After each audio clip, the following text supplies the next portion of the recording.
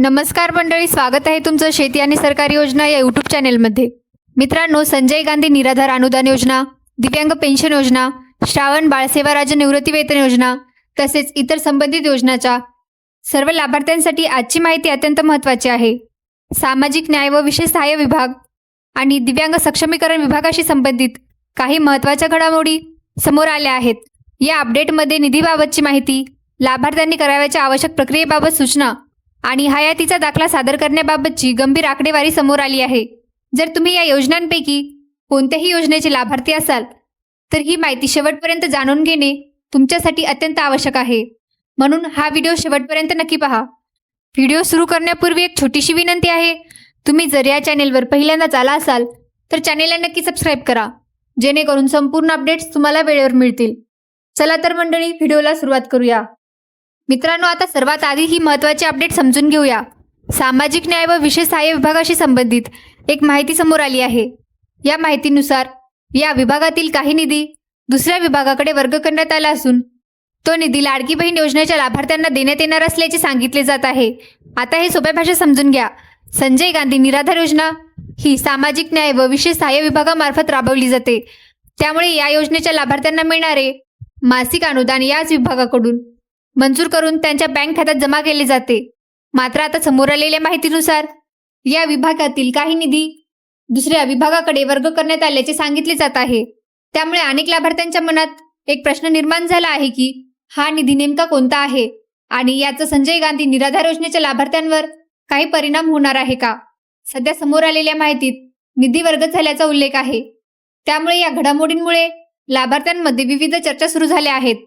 पुढे या संदर्भात आणखी कोणती माहिती समोर येते याकडे सर्वांचे लक्ष लागले आहे. मित्रांनो, आता या अपडेट नंतर अनेक लाभार्थ्यांच्या मनात काही महत्त्वाचे प्रश्न निर्माण झाले आहेत. सर्वप्रथम एक गोष्ट लक्षात घ्या. लाडकी बहीण योजना ही महिला व बाल विकास विभागामार्फत राबवली जाते. त्यामुळे या योजनेसाठी लागणारा निधी हा त्या विभागाकडूनच उपलब्ध होणे अपेक्षित असते. मात्र आता सामाजिक न्याय व विशेष सहाय्य विभागातील काही निधी दुसऱ्या योजनेसाठी वर्ग झाल्याची माहिती समोर आल्यानंतर अनेक लाभार्थी विचारत आहेत की याचा संजय गांधी निराधार योजनेवर काही परिणाम होणार का. कारण अनेक लाभार्थी असे आहेत ज्यांना अजूनही वेळेवर अनुदान मिळत नाही. काही जणांचे एक किंवा अधिक हप्तेही प्रलंबित असल्याच्या तक्रारी सातत्याने समोर येत असतात. त्यामुळे लाभार्थ्यांच्या मनात आणखी एक प्रश्न निर्माण झाला आहे. ज्या लाभार्थ्यांचे अनुदान अजूनही बाकी आहे त्या निधीचे पुढे काय होते. तो निधी तसाच राखून ठेवला जातो की इतर कोणत्या विभागाकडे वर्ग केला जातो. समोर आलेल्या माहितीनंतर हे प्रश्न चर्चेत आहेत. त्यामुळे अनेक लाभार्थी याबाबत अधिकृत आणि स्पष्ट माहितीची वाट पाहत आहेत. मित्रांनो, आता या अपडेटमधील सर्वात महत्त्वाची माहिती पाहूया. सामाजिक न्याय व विशेष सहाय्य विभागाने नुकतेच एक नवीन नोटिफिकेशन जारी केले आहे आणि हे नोटिफिकेशन संजय गांधी निराधार अनुदान योजनेतील सर्व लाभार्थ्यांसाठी अत्यंत महत्त्वाचे आहे. या नोटिफिकेशनमध्ये स्पष्ट सांगण्यात आले आहे की सर्व लाभार्थ्यांनी बेनिफिशियरी सत्यापन ॲपच्या माध्यमातून आपले डिजिटल लाईफ सर्टिफिकेट म्हणजेच हयातीचा दाखला सादर करणे आवश्यक आहे. आता काही जणांच्या मनात प्रश्न येईल की ही नवीन अट आहे का. तर तसे नाही. कारण यापूर्वी 7 मे 2026 रोजीच्या शासन निर्णयामध्ये शासनाने हयातीचा दाखला सादर करण्याबाबत स्पष्ट सूचना दिल्या होत्या. म्हणजे ही प्रक्रिया अचानक सुरू झालेली नाही, तर त्याबाबत शासनाने आधीच मार्गदर्शक सूचना जारी केल्या होत्या. आता पुन्हा एकदा विभागाने नोटिफिकेशन काढून लाभार्थ्यांना ही प्रक्रिया लवकरात लवकर पूर्ण करण्याची आठवण करून दिली आहे. म्हणून जर तुम्ही संजय गांधी निराधार अनुदान योजनेचे लाभार्थी असाल तर हा मुद्दा अजिबात दुर्लक्षित करू नका आणि आवश्यक असल्यास तुमचा हयातीचा दाखला वेळेत सादर करा. मित्रांनो, आता या नोटिफिकेशनमध्ये दिलेली अधिकृत आकडेवारी पाहूया. सामाजिक न्याय व विशेष सहाय्य विभागाने लाभार्थ्यांनी हयातीचा दाखला किती प्रमाणात सादर केला आहे याची माहितीही जाहीर केली आहे.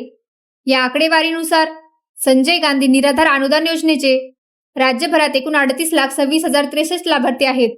पण यापैकी फक्त 13,26,000 लाभार्थ्यांनीच डिजिटल लाईफ सर्टिफिकेट म्हणजेच हयातीचा दाखला सादर केला आहे.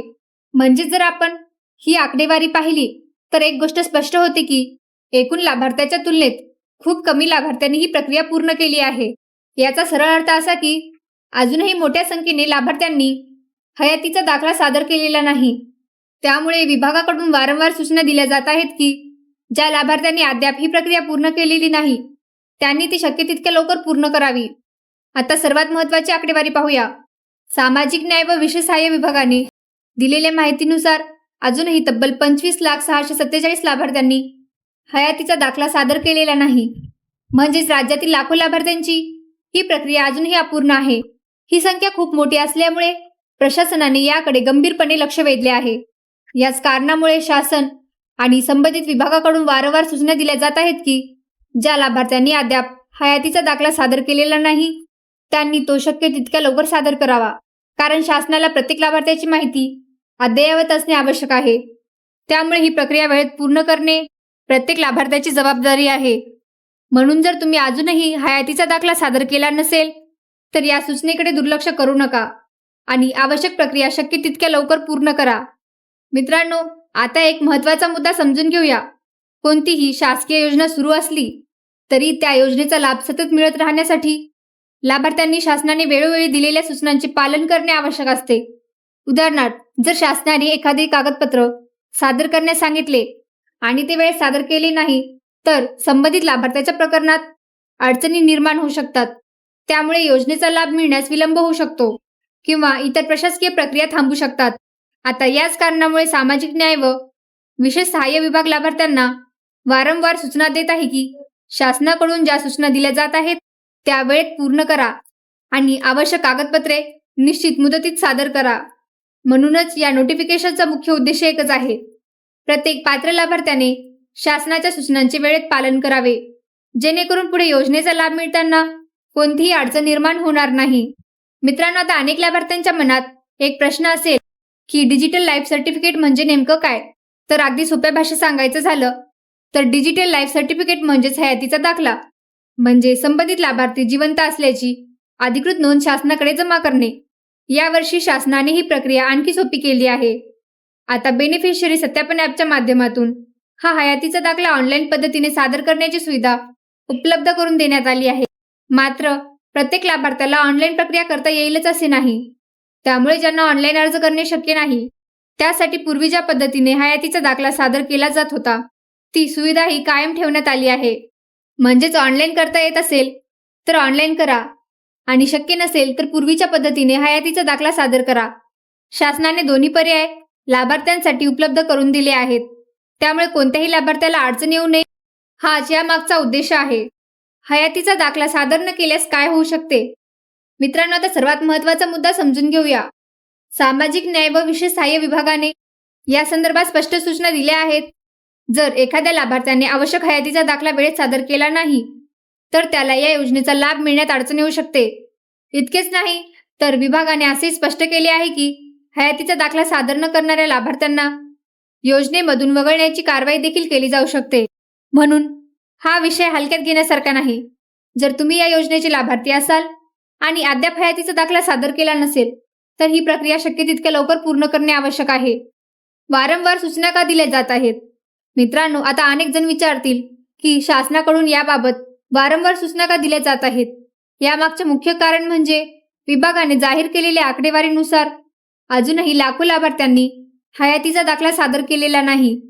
म्हणूनच प्रशासन वारंवार लाभार्थ्यांना आवाहन करत आहे की ज्यांनी अद्याप ही प्रक्रिया पूर्ण केलेली नाही त्यांनी ती लवकरात लवकर पूर्ण करावी. याच उद्देशाने विभागाने पुन्हा एकदा अधिकृत नोटिफिकेशन जारी करून आकडेवारीसह लाभार्थ्यांना सूचना दिल्या आहेत.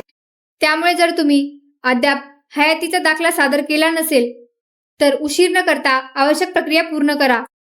आता जाणून घ्या शिल्लक निधीबाबत चर्चेत आलेला मुद्दा. आता या अपडेटमधील आणखी एक महत्त्वाचा मुद्दा समजून घेऊया.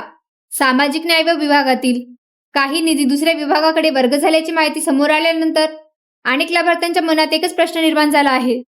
तो म्हणजे जर एखाद्या लाभार्थ्याने शासनाने सांगितलेली प्रक्रिया पूर्ण केली नाही, आवश्यक कागदपत्रे वेळेत सादर केले नाहीत किंवा तो योजनेसाठी अपात्र ठरला तर त्या लाभार्थ्याच्या नावावर असलेला शिल्लक निधी पुढे काय होतो? तो इतर विभागाकडे वर्ग केला जातो का? याच मुद्द्यावर सध्या चर्चा सुरू आहे. मात्र दुसरीकडे एक गोष्टही लक्षात घेणे महत्त्वाचे आहे.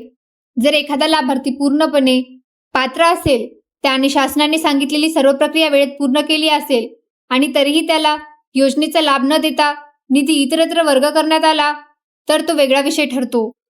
म्हणून या दोन्ही परिस्थिती वेगळ्या आहेत आणि याबाबत अनेक लाभार्थ्यांमध्ये सध्या चर्चा सुरू असल्याचे या अपडेटमध्ये सांगण्यात आले आहे. ऑगस्ट हप्ता वितरणाबाबत अपडेट. मित्रांनो, आता ऑगस्ट महिन्याच्या हप्त्याबाबत काय माहिती समोर आली आहे ते पाहूया. या अपडेटमध्ये असे सांगण्यात आले आहे की मागील 2 ते 3 महिन्याप्रमाणेच यावेळीही ऑगस्ट महिन्याचा हप्ता वितरणाची प्रक्रिया महिन्याच्या शेवटच्या आठवड्यात सुरू होण्याची अपेक्षा व्यक्त करण्यात आली आहे. म्हणजे साधारणपणे 25 तारखेपासून 30 तारखेच्या दरम्यान शासन निर्णय जारी होण्याची अपेक्षा आहे.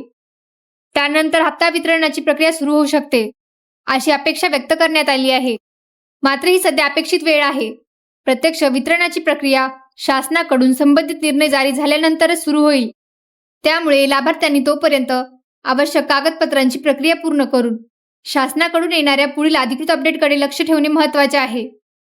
तर मित्रांनो, आजच्या या व्हिडिओमध्ये आपण सामाजिक न्याय व विशेष सहाय्य विभागाकडून समोर आलेल्या सर्व महत्त्वाच्या अपडेट्स सविस्तरपणे जाणून घेतल्या.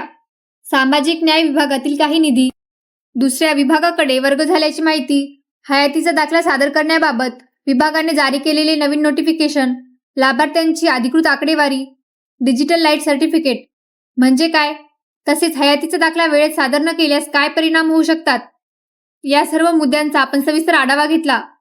म्हणून जर तुम्ही संजय गांधी निराधार योजना, दिव्यांग पेन्शन योजना, श्रावण बाळ योजना किंवा इतर संबंधित योजनांचे लाभार्थी असाल तर शासनाकडून वेळोवेळी दिल्या जाणाऱ्या सूचनांचे नक्की पालन करा आणि आवश्यक कागदपत्रे वेळेत सादर करा. त्यामुळे पुढे योजनेचा लाभ मिळताना कोणतीही अडचण येणार नाही. आणि मित्रांनो, जर तुम्हाला शेती आणि सरकारी योजनांच्या अशाच महत्त्वाच्या अपडेट्स रोज तुमच्या मोबाईलवर सर्वात आधी हव्या असतील तर आमच्या शेती आणि सरकारी योजना या व्हॉट्सअप ग्रुपमध्ये नक्की सहभागी व्हा. व्हॉट्सअप ग्रुपची लिंक या व्हिडिओच्या डिस्क्रिप्शनमध्ये दिली आहे. त्या लिंकवर क्लिक करा आणि लगेच आमच्या व्हॉट्सअप ग्रुपमध्ये सहभागी व्हा. ही माहिती तुम्हाला उपयुक्त वाटली असेल तर हा व्हिडिओ तुमच्या ओळखीतील संजय गांधी निराधार योजना, दिव्यांग पेन्शन योजना, श्रावण बाळ योजना आणि इतर संबंधित योजनांच्या सर्व लाभार्थ्यांपर्यंत नक्की शेअर करा, जेणेकरून केवळ माहितीच्या अभावामुळे कोणाचाही लाभ थांबू नये. व्हिडिओ आवडला असेल तर लाईक करा. चॅनेलवर नवीन असाल तर शेती आणि सरकारी योजना या यूट्यूब चॅनेलला सबस्क्राईब करा आणि बेल आयकॉन दाबायला विसरू नका, जेणेकरून प्रत्येक महत्त्वाचे अपडेट तुम्हाला सर्वात आधी मिळेल. धन्यवाद. पुन्हा भेटूया एका नवीन आणि महत्त्वाच्या अपडेटसह. जय हिंद, जय महाराष्ट्र.